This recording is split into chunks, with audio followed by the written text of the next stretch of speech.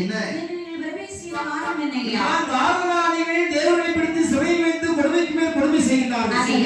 பார்வதிக்கு கொடுத்து வந்த கப்பத்தை இறந்து விட்டார். சரி, அங்கே சென்று தாரகன் சென்று யுத்தம் செய்து அவர் தலையை அறுத்து வரணும். அதாவது முடிவு தாரகன் தலை அறுத்து வர வேண்டும். அவ்வளவுதான். ஆமா. அசுரனை கொல்ல போக வேண்டுமையானால் கிடையாத வரங்கள் நான் தாண்டி உனக்கு வரமாக வேண்டும் என்று சொன்னால் அந்த கைலாயங்களை வளரக்கூடிய வாய்த்தது ஒரு அக்னி தலை வர வேண்டும். அப்படியா? நீ அக்னி தூள் தலை அக்னி தலை வருவா என்று சொன்னால் சரி, கேட்டபடி உனக்கு நான் வரம் கொடுப்பேன். ஆகட்டும் என்று உரைக்கும் போது பத்திரமாக ஆணையமையானவர்கள் அக்னி தூணி தருகிறார்கள்.